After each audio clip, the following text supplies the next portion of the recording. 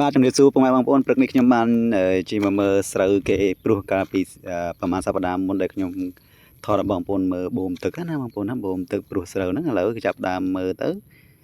នៅស្រូវគេដោះវាយណាស់បងប្អូនហើយនៅចិត្តស្រូវគេមានដើមថ្កូវផ្លែវាជាលក់អំបិលឆ្ងាញ់ណាបងប្អូនណានេះបងប្អូនកាលអាទិត្យមុននោះឃើញគេបូមទឹកហើយនឹងព្រោះស្រូវណាឥឡូវបែកប្លែកតាមអាទិត្យជាងទីទួញស្រូវគេដោះវាយណាណីបងប្អូនណាមើលខៀវស្រងាត់តែម្ដងទេសភាពវិញគឺសោះតកាមែនតែនបងប្អូនណាពេលព្រឹកបងប្អូនអើយហើយទេសភាពឲ្យសัตว์យំគឺសំឡេងធម្មជាតិល្អមែនតែនបងប្អូនណាស្រស់ស្នាយណាហើយស្រូវនេះដែរបងប្អូនណាគេបានបូមទឹកវាដាក់ពេញគល់ត្រាំគល់ពេញតែម្ដងអញ្ចឹងសំខាន់ស្រូវប្រាំងនេះសំខាន់ទឹកតែម្ដងអញ្ចឹងណាបងប្អូនណាបើយើងមានទឹកគ្រប់គ្រាន់សម្រាប់ដាក់ត្រាំគល់នឹងវាទៅឲ្យវាលូតលាស់អញ្ចឹងណាពីព្រោះវាឆាប់ចេញបងប្អូនតែអត់មានទឹកទេគឺស្កកហើយអញ្ចឹងណានិយាយទៅ2ខែកន្លះយើងបានច្រូតហើយយើងបានតែ1ខែទៀតបានច្រូតហើយស្រូវនេះអញ្ចឹងណាបងប្អូនណានឹងហើយបងប្អូននេះទេសភាពស្រុកស្រែចំការស្រស់តកាលពេលព្រឹកសំឡេងសัตว์យំគឺស្រស់បំប្រងតែម្ដងអញ្ចឹងណាបងប្អូនសំឡេងធំជាសុទ្ធសាធតែម្ដងណាស្រុកស្រែបងប្អូនណាចឹងហើយបងប្អូនសម្រាប់ពីការងាររីឡែកពីការងារអីចឹងណាបងប្អូនអាចនាំគ្នាមកទស្សនានៅតាមវាលស្រែមើលគេស្ទូចត្រីមើលគេបងសំណាញ់ចឹងណាមើលសត្វយំអីគឺ relax refresh តែម្ដងចឹងណាបងប្អូនធ្លាប់នៅទីក្រុងអីវាអ៊ូអាប់អីចឹងអាកាសធាតុមិនសូវល្អអញ្ចឹងបងប្អូនអាចមក relax មើលទេសភាពស្រុកស្រែចេះមកវាលំហែអារម្មណ៍ relax រំភើយចឹងណាហើយបើយើងមានអីញ៉ាំអង្គុយមើលញ៉ាំទៀតអេមតែម្ដងអញ្ចឹងណាអង្គុយដាក់កាតេលញ៉ាំទៅគឺអេមបងប្អូនស្ដាប់សម្រាប់ចម្រៀងផងស្ដាប់សត្វយំផងមើលទេសភាពផងព្រៃព្រឹក្សានេតាវយហ្នឹងគឺអេមតែម្ដងនេះទឹកគេដាក់ពេញវាលស្រែបងប្អូនអើយអញ្ចឹងស្រូវគឺថាល្អបើឲ្យតែមានទឹកគ្រប់គ្រាន់ចេះហើយលឿនទេយើងដាក់ជីដាក់អីខ្លះទៅហើយយើងបាញ់ថ្នាំកុំឲ្យមេស៊ីទៅណាបងប្អូនណា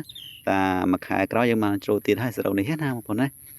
ណែបើទេសភាពគឺអេមបងប្អូនហើយចំពោះសត្វវិញសត្វសារកាកែវសត្វអីផ្សេងគាត់បានយំ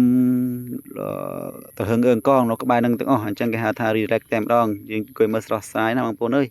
ជុំវិញទេសភាពនេះគឺមួយអេមតែម្ដងអញ្ចឹងណាបងប្អូនណាហើយសម្រាប់ខ្ញុំបានជិះមកក៏ឃើញក៏អង្គុយមើលទេសភាពស្រុកស្រែគឺ relax ហើយបងប្អូនណាមានអារម្មណ៍ថាស្រស់ស្រាយហើយទុកទាំងប្រមាណហ្នឹងគឺមានន័យថាយើងមករំហែទៅតាមទេសភាពស្រុកស្រែតែម្ដងនេះបងប្អូនមើលទេសភាពផ្ទៃពពកគឺមានខ្លះរេបដិបពណ៌ខ្មៅខ្លះក៏ពណ៌សថាចឹងបងប្អូនណា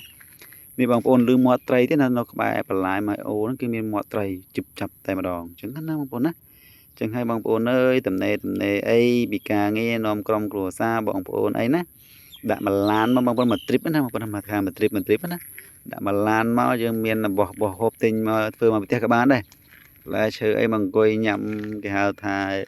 romantic relax អីណាបងប្អូនណាទេសភាពស្រុកស្រែអញ្ចឹងហើយមិនដូចទីក្រុងឃើញឡានខ្វាត់ខ្វែងម៉ូតូហើយផ្សែងស្គូលទេចឹងនៅស្រុកស្រែយើងមើលទៅមានអីបងប្អូនមានតែព្រៃឈើហើយនឹងស្រូវបើយើងធ្វើស្រូវប្រាំងទៀតខៀវស្រងាត់តែម្ដងអញ្ចឹងណាមើលទៅគឺអេមហើយប៉ុន្តែបើកន្លែងខ្លះអត់បានធ្វើខ្សែប្រាំងទេទេសភាពមើលទៅគឺយើងព្យួរហើយគេស្រូតកាត់ស្រូវភាសាហើយវាអត់មានអីទេមានតែដីទេចិញ្ច្រាំងទេពណ៌សទេប៉ុន្តែនេះដោយសារតែយើងទេសភាពយើងធ្វើស្រូវប្រាំងទៀតខៀវស្រងាត់តែម្ដងអញ្ចឹងណាបងប្អូនណាហើយខ្ញុំបានជិះឆ្លងកាត់កន្លែងគាត់បូមទឹកលមុនហ្នឹងក៏ជិះមកមើលទៀតមកបងប្អូនថ្លៃតែប្រហែលគឺបានន័យថាស្រូវគេចង់ទុំទៀតលើហើយទីនេះចិត្តចេញទៀតលើហើយដាក់ដាំទឹកដាក់បូមទឹកបូមអីបងប្អូនណាឡំដាំទឹកយើងបូមទឹកបូមអីដាក់នៅស្រែពេញមកបងប្អូនគឺនៅតែល្អហើយដាក់ថ្នាំនេះឆ្កែបងប្អូនណាឆ្កែវាសប្បាយចិត្តវាដែរណាគេមកលេងបលែងគ្នានៅវាស្រែហ្នឹងបងប្អូនណាវាមកចេញមក relax ដែរណា3 4ក្បាលចឹងមិនថាមនុស្សទេវាសត្វក៏វាមកចេះ relax ដែរណាបងប្អូនណាវានៅផ្ទះធុញថប់វាបងប្អូនវាចេញមកចឹងវាសប្បាយគ្នាវាបលែងគ្នាចឹងបងប្អូនណានៅពេញទៅវាស្រែបងប្អូនអើយចឹងបានន័យថាធម្មជាតិនេះមួយធ្វើឲ្យយើងមានភាពស្រស់ស្រាយ relax តែម្ដងណាបំបត្តិភាពទុក្ខកង្វល់ទាំងឡាយណាដែលយើងបានមើលទស្សនាចេះគឺស្រស់ស្រាយមែនតែនហើយសត្វក៏វាគ្នាសប្បាយចិត្តដែរឃើញរត់បលែងគ្នាចឹងគ្នាបានក្រុមរចេញពីផ្ទះបានណាបើនៅទីក្រុងវិញឆ្កែមានបានចេញទៅណាទេបងប្អូនជាប់ទៅត្រង់រហូតនៅក្នុងផ្ទះរហូតអញ្ចឹងណា